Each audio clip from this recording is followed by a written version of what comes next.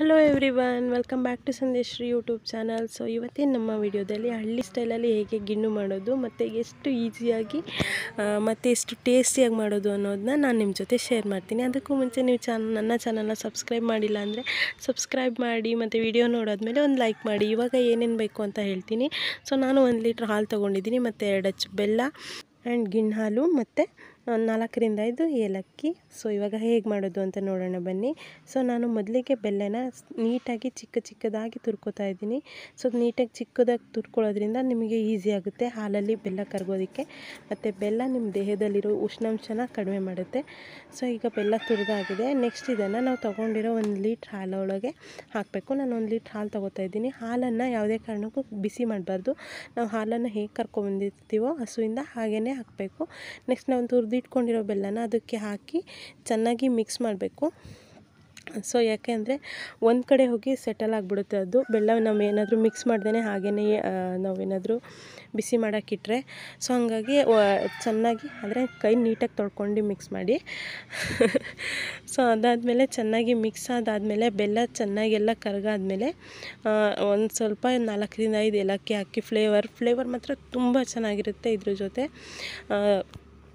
ತಿನ್ನೋಕ್ಕೂ ತುಂಬ ಖುಷಿಯಾಗುತ್ತೆ. ನೆಕ್ಸ್ಟ್ ಗಿಣ್ಣು ಹಾಲು.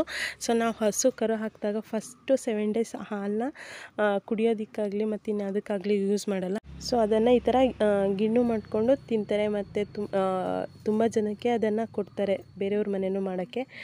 ಸೊ ಹಂಗಾಗಿ ಹಳ್ಳಿ ಕಡೆ ಏನೋ ಕಾಮನ್ ಅದೆಲ್ಲ, ಒಬ್ಬರು ಮನೆಯಿಂದ ಒಬ್ಬರು ಮನೆಗೆ ಕೊಡೋದು. ಸೊ ನೆಕ್ಸ್ಟ್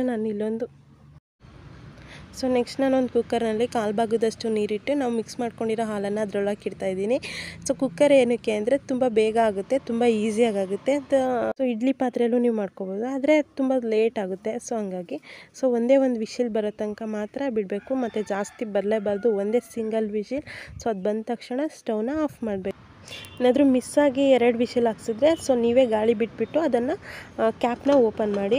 ಸೊ ಅದೆಲ್ಲ ಬಿಸಿ ಆರಿದ್ಮೇಲೆ ಅದನ್ನ ನಾವು ಮಾಡಿರೋ ಗಿಣ್ಣು ಪರ್ಫೆಕ್ಟಾಗಿ ಬಂದಿದೆ. ಸೊ ಅದನ್ನು ಎತ್ತಿಡಿ, ಅದರೊಳಗೆ ಬಿಡಬೇಡಿ. ಆಮೇಲೆ ಅದು ಬಿಸಿಗೆ ಇನ್ನೂ ಜಾಸ್ತಿ ಬೆಂದಂಗೆ ಆಗಿಬಿಡುತ್ತೆ, ಆಮೇಲೆ ಅಷ್ಟು ಚೆನ್ನಾಗಿರಲ್ಲ. ಸೊ ನೋಡುತ್ತಾ ಇದ್ರಲ್ವ ಎಷ್ಟು ಚೆನ್ನಾಗಿ ಬಂದಿದೆ ಅಂತ. ಬಿಸಿ ಅಂದರೆ ಬಿಸಿಯಾಗಿದ್ದಾಗ ಅದನ್ನ ಮುಟ್ಟೋಕ್ಕೂ ಹೋಗಬೇಡಿ, ಅದು ಫುಲ್ ಕೂಲ್ ಆಗಬೇಕು.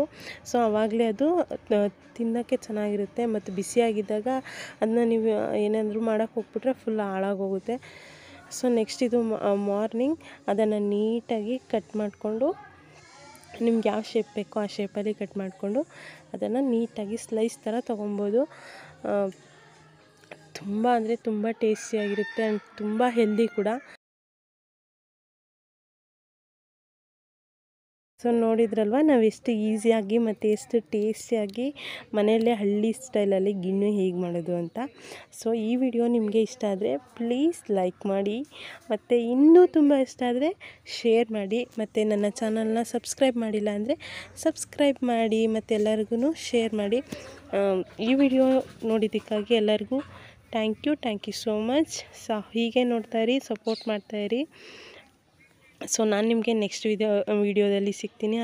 ಅಲ್ಲಿ ತನಕ ಎಲ್ಲರಿಗೂ ಹ್ಯಾಪಿ ಕುಕ್ಕಿಂಗ್.